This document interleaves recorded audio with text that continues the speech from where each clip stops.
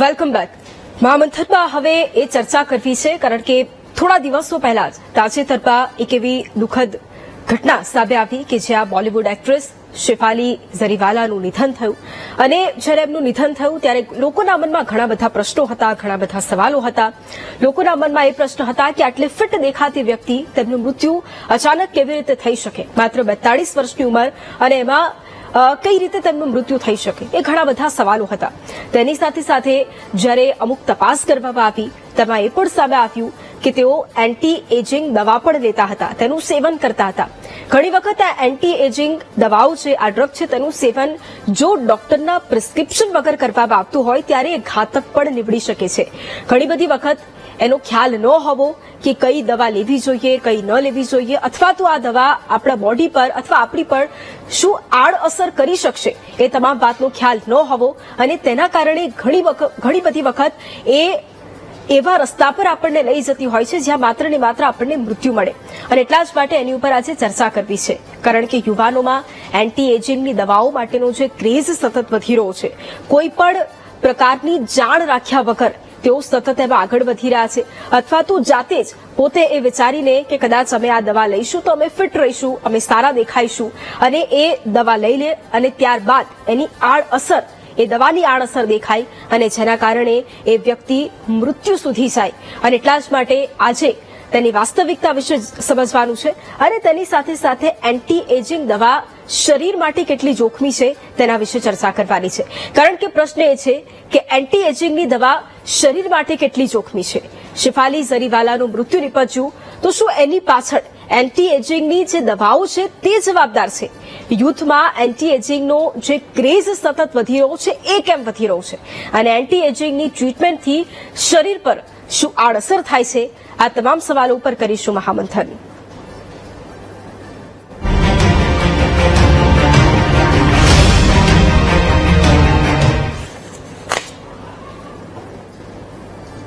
અને એટલા જ માટે ચર્ચા કરવી છે. ચર્ચા માટે આપણી સાથે સિનિયર ફિઝિશિયન યોગેશ ગુપ્તા આપણી સાથે જોડાયા છે. ડોક્ટર યોગેશ, સૌથી પહેલા તો સ્વાગત છે આપનું મહામંથનમાં. ડોક્ટર યોગેશ, પ્રશ્ન એ, કારણ કે એક સવાલ થોડા દિવસ પહેલા એક ઘટના, અને એવું નથી, આ પહેલા પણ આપણે ઘણા બધા એવા ફિલ્મ સ્ટાર હશે અથવા એવા લોકો હશે કે જેમના મૃત્યુ બાદ આપણને ઘણા બધા સવાલો મનમાં થાય. અત્યારે જે ઘટના સામે આવી શેફાલી ઝરીવાલા કે જેમનું મોત નીપજ્યું, અને એમાં એક વાત સામે આવી કે એન્ટી એજિંગની જે દવાઓ છે તેનું સેવન તેઓ કરતા હતા. એટલે આપણી પાસેથી સૌથી પહેલા તો એ જ સમજવું છે કે શું ખરેખર એન્ટી એજિંગની દવાઓ એ શરીર માટે જોખમી છે? નમસ્કાર બેન. શેફાલી બેનનું જે અચાનક જે મૃત્યુ થયું છે દુઃખદ છે, પણ એઝ યુઝ્યુઅલ જ્યારે કોઈ બોલિવૂડ પર્સનાલિટી કે હોલિવૂડ પર્સનાલિટી કે કોઈ મોટો પર્સનાલિટીની જ્યારે આવી કોઈ સડનલી મૃત્યુ થાય ત્યારે સમાજમાં એક ચર્ચા ઊભી થતી હોય છે, જેને હું હંમેશા એક પોઝિટિવ કન્સ્ટ્રક્ટિવ ચર્ચા ગણતો હોઉં છું. કેમ કે એનાથી ઘણી બધી વસ્તુઓ જે લોકો વહેતા હોય છે, ઇન્સ્ટાગ્રામ, ટ્વિટર અને ફેસબુકની જે માયાજાળ છે એની અંદર જોઈને ઘણા બધા યુવાનો, ઘણા બધા લોકો એમાં ફસાઈ જતા હોય છે. એમના માટે આ પ્રોગ્રામો બહુ જ મહત્વના થઈ જાય છે. સો એક તો વસ્તુ એ થઈ. તમારો જે સવાલ હતો એન્ટી એજિંગ, તમને સાચું કહું ને તો મને નથી લાગતું કે બોલિવૂડ કે હોલિવૂડની અંદર કોઈ પણ એવો એક્ટર કે એક્ટ્રેસ હશે જે એન્ટી એજિંગની થેરેપી નહીં લેતું હોય. બરોબર? એ થોડાક અંશે હોય કે વધારે અંશો હોય કે કોઈક ડોક્ટર જોડે કે કોઈક વેલનેસ પ્રોગ્રામ કે કોઈક ઇન્ફ્લુએન્સર જોડે કંઈક ના કંઈક તો લેતા જ હોય છે. કેમ કે એમનો સ્ટ્રેસ લેવલ જુદો જ હોય છે. એક મૂવી થાય એટલે બીજી મૂવી મળશે કે નહીં મળે, કેટલું લાંબુ મારું ફિલ્મી કારકિર્દી હશે. અને એમાં બહેનોમાં તો પ્રોબ્લેમ શું હોય છે કે એક ઉંમર પછીથી ઘણા ડિરેક્ટરો, ઘણા પ્રોડ્યુસરો એમને લેતા બી ના હોય, એટલે એ લોકો એ ડરના કારણે એમનું કેરિયર વધારવા માટે આ બધી વસ્તુઓ કરતા હોય છે. એક તો આ વસ્તુ થઈ. હવે એન્ટી એજિંગ થેરેપી એ એક મેડિકલ સાયન્સ છે. જ્યારે પણ એ એન્ટી એજિંગ કોઈ પણ થેરેપી અજાણતા લેવામાં આવે કે એના એક્સપેક્ટેશન જેટલા હોય એના કરતાં વધારે એક્સપેક્ટેશન સાથે લેવામાં આવે, અનક્વોલિફાઈડ લોકો જોડે લેવામાં આવે, ડોઝ પોતે નક્કી કરીને લેવામાં આવે કે તાત્કાલિક લઈ લઉં, વધારે ડોઝ લઈ લઉં તો મને મારું એજિંગ અટકી જશે. આ બધા જ પ્રક્રિયાઓ કાઉન્ટરફીટ હમણાંથી બહુ ચાલી આવ્યું છે. તમને જે દવા મળી રહી છે સાચી છે, ખોટી છે, ફેક છે, સ્પુરિયસ છે, આ બધી વસ્તુઓ જ્યારે ભેગી થાય ત્યારે કોઈ પણ થેરેપી, એ પછી એન્ટી એજિંગ હોય કે એસિડિટીની દવા હોય કે ઇવન પેરાસિટામોલ હોય, એ નુકસાનકારક જ હોય છે. પણ એન્ટી એજિંગનો સત્ય આ જે ડિબેટ છે ને એમાંથી બહાર આવવું બહુ જરૂરી છે કે એન્ટી એજિંગ જે વર્ડ વાપરવામાં આવે છે એ જ ખોટો વર્ડ છે. આજે એન્ટી એજિંગ એટલે શું? એજિંગ એટલે આજે મારી ઉંમર વધવાની છે, હું મારી ઉંમરને પાછો ઠાલવી જઈશ એવી દવાઓ, એ એક છે ને મૃગજાલની માયાજાળ જ છે. It's a trap, not possible. બહુ જ જૂજ લોકો એવા હશે જે 60 વર્ષના હશે પણ 30 જેવા લાગતા હશે. એ ફેસબુક, ઇન્સ્ટા અને ટ્વિટર પર એ લોકોના ફોટાઓ બતાવીને એવું પ્રૂવ કરવામાં આવે છે કે દરેકને આપણે આવું કરી શકીએ, કે નેક્સ્ટ ટુ ઇમ્પોસિબલ છે. સો ફર્સ્ટ મેસેજ જે આપણે આપણા દર્શક મિત્રોને આપવાનું છે કે સાહેબ એન્ટી એજિંગ થેરેપી હોતી જ નથી. બરોબર, તમારી શું બીમારી છે, તમને શું પ્રોબ્લેમ છે ને એ પ્રમાણે એની થેરેપીઝ જે કરવામાં આવે એ ઇમ્પોર્ટન્ટ છે. હવે એન્ટી એજિંગમાં થેરેપીઓમાં છે શું તમે જુઓ તો એમાં 6 ભાગમાં એન્ટી એજિંગ થેરેપી એ લોકોએ ડિવાઈડ કરી છે, એટલે મેડિકલ સાયન્સે ડિવાઈડ કરી છે કે એક તો તમે હાર્મોન રિપ્લેસમેન્ટ થેરેપી આપો. જેમ જેમ તમારી ઉંમર થાય એટલે તમારા બોડીના હાર્મોન્સ ઓછા થાય. બહેનોની અંદર ઇસ્ટ્રોજન, પ્રોજેસ્ટ્રોન ને ભાઈઓમાં ટેસ્ટોસ્ટેરોન, એટલે એ જ્યારે તમે રિપ્લેસ કરો તો તમારી એજિંગ અટકે, તમારું શું કહેવાય, તમારી તાકાત વધે. આ બધી હાર્મોન રિપ્લેસમેન્ટ થેરેપીમાં આવે છે. દેન એના પછી તમારે શું આવે તો તમારું આખું ફાર્માકોલોજીકલ ઇન્ટરવેન્શન આવે છે, જેને અમે દવાઓથી કહીએ છીએ. એમાં ઘણી બધી દવાઓ છે. સિમ્પલ મેટફોર્મિનની ગોળી છે જે બહેનોની અંદર જ્યારે પીસીઓડી થયું હોય તો એમનું વજન ઉતરે એના માટે એક ઓફ લેબલ થેરેપીઝ યુઝ કરવામાં આવે છે. તેનાથી લઈને ઘણી બધી બીજી ફાર્માકોલોજીકલ થેરેપીઝ છે જે યુઝ કરવામાં આવે છે. વજન ઉતારવા માટે અત્યારે ઓઝેમ્પિકનો જમાનો તમે જોયું હશે, હમણાં થોડાક ટાઈમ પહેલા ઓઝેમ્પિકનું ચાલ્યું હતું, અને એવી રીતે જ આ દવાઓ આવતી હોય છે. ત્રીજી વસ્તુ જે આવે છે એ એક્સપેરિમેન્ટલ થેરેપી છે, કે જે એક્સપેરિમેન્ટલ છે, મિરેકલ દવાઓ છે કે તમારી એકદમ તમારો જે ઉંમર છે ને એ ઘટાડી દેશે.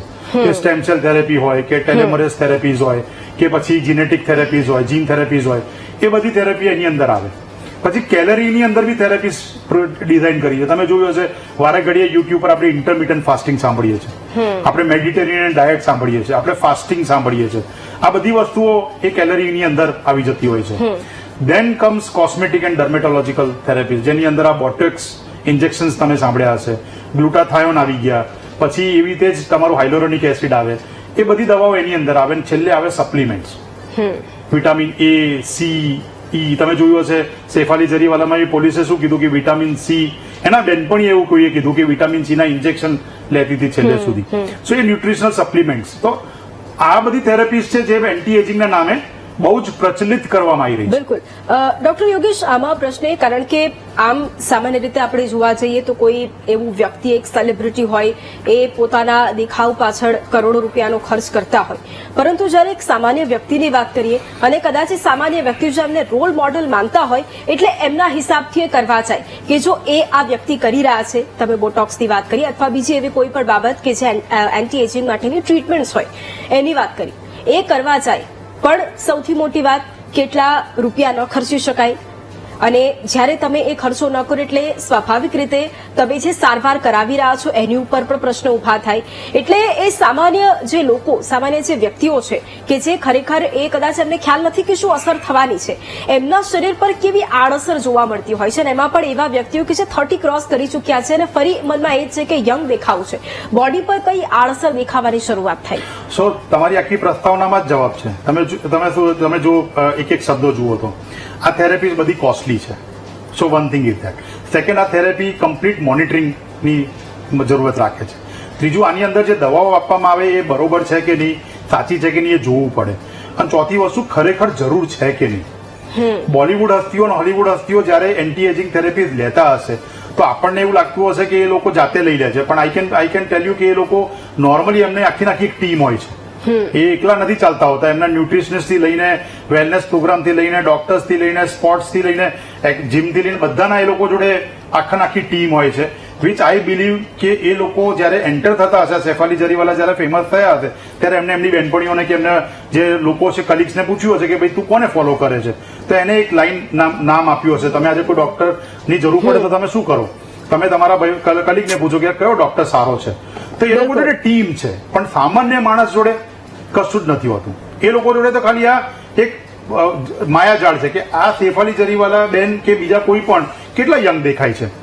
એને ક્યાંક ને ક્યાંક ઇન્સ્ટામાં એવું પોસ્ટ કરી દીધું હોય કે એના નામે પોસ્ટ થઈ ગયું હોય કે વિટામિન સી દરરોજ ખાય ને તો આટલી યંગ લાગે છે, કે બોટોક્સના ઇન્જેક્શન લે તો એને સ્કિન પર રિંકલ્સ નથી થતા, રાઈટ? એને આ હાર્મોન રિપ્લેસમેન્ટ થેરેપી લીધી ને એટલે એની બોડી જુવાન લાગે છે, કે પછી એને વિટામિન એ બહુ લીધા ને તો એ જુવાન લાગે છે, કે એને બોટોક્સના ઇન્જેક્શન લીધા ને તો એના આપણે વાત તો આ બધી વસ્તુ ગ્લુટાથાઇન ઇન્જેક્શનની બી વાત ઉપડી. તો આ બધી વસ્તુ એ લોકો ઇન્સ્ટા પર જુએ, પછી ગૂગલ પર સર્ચ કરે અને પછી એ કેમિસ્ટ જોડે કે ક્યાંય પણથી ઉપાડીને એને લેવાનું ચાલુ કરે છે.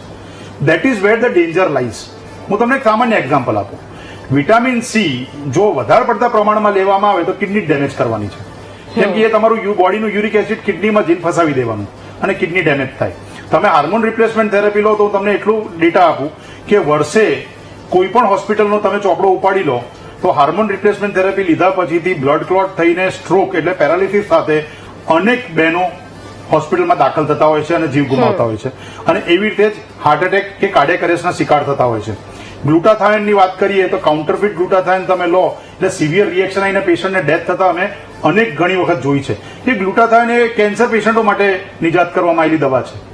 એની સાઇડ ઇફેક્ટ છે કે સ્કિન વ્હાઇટનિંગ કરે કે સ્કિન પર ગ્લો લાવે, એની ઇફેક્ટ નથી. એ તમે સમજો એની સાઇડ ઇફેક્ટ છે.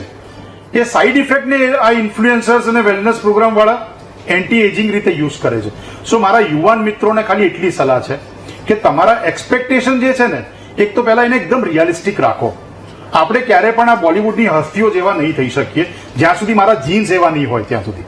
હું આજે મારી બોડી વધારે છે, મારા ઘરમાં બધાની બોડી વધારે છે, હું થાકી જઈશ તો પણ મારી બોડી આવી જ રહેવાની છે. એટલે મારું કામ એવું હોવું જોઈએ કે મારે હેલ્ધી રહેવાનું છે.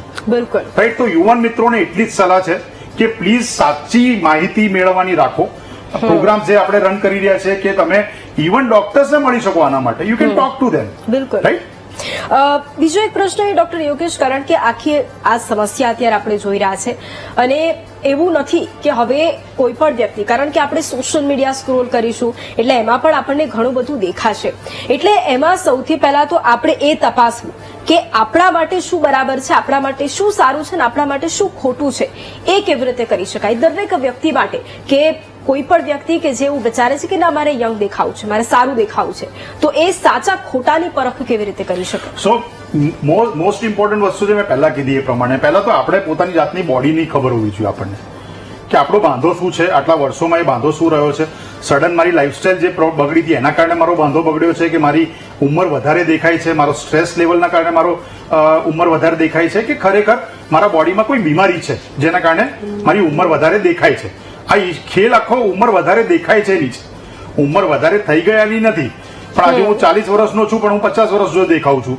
મારા વાળ ઉડી ગયા છે, કે મને મારા બોડી પર રિંકલ્સ દેખાય છે, કે વ્હાઇટ વાળ દેખાય છે, કે મારામાં એટલી તાકાત નથી કે હું 100 કદમ ચાલું મને શ્વાસ ચડી જાય છે. આ બધી વસ્તુઓ જયારે આપણા કોમન માણસોની વાત કરું છું, એ લોકો જયારે આ બધું થાય ને ત્યારે એ એન્ટી એજિંગ થેરેપીઝ તરફ વળતા હોય છે. સો એમને પહેલા એ સવાલનો જવાબ શોધવાની જરૂર છે કે આ બધી વસ્તુઓ બીમારીના કારણે છે કે પછી બીજી કોઈ વસ્તુના કારણે છે. અને જ્યારે એ વસ્તુ એ લોકો વિચારશે ત્યારે એમને ખબર પડશે કે લાઈફસ્ટાઈલ મોડિફિકેશન કરવાની જરૂર છે કે ડોક્ટરની જરૂર છે. આપણા લકીલી આપણા સમાજની અંદર વર્ષોથી ગ્રાન્ડ મધર્સથી લઈને આપણા યુગવેદ અને આયુર્વેદની અંદર ઘણી બધી વસ્તુઓ આપણને શીખવાડવામાં આવી છે. બેલેન્સ ડાયટની વાત કરી છે, સ્ટ્રેસ ફ્રી લાઈફની વાત કરી છે, એક્સરસાઇઝની વાત કરી છે અને એક બેલેન્સ જીવન જીવવાની વાત કરી છે. હું સમજી શકું છું કે અત્યારે ફાસ્ટ લાઈફ ચાલી રહી છે પણ એની અંદર મદદ જોઈતી હોય સો આઈ કેન રિકમેન્ડ 2 થિંગ્સ કે જ્યારે તમને મદદ જોઈતી હોય તો પહેલા તમે ડોક્ટરને મળી શકો, કાં તો તમે પ્રોપર ગાઈડન્સ માટે જે તમે ઇન્ટરનેટ વાપરો છો એની અંદર ઘણી બધી એવી સાઇટ્સ છે જેની અંદર તમે એમાં રીડ કરી શકો, પણ ડોક્ટરની સાઇટ નથી વાપરવાની. તમારે પબ્લિક અવેરનેસની સાઇટ્સ જોવાની છે.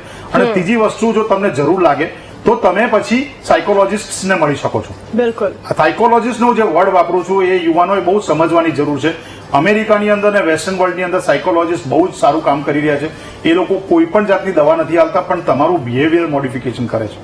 જો આટલું કરતા થઈએ અને સાચી માહિતી રાખીએ તો કદાચ આપણને આવી મૃત્યુ નહીં જોવા મળે જે કદાચ આપણને બોલિવૂડ ને હોલિવૂડમાં જોવા મળે છે.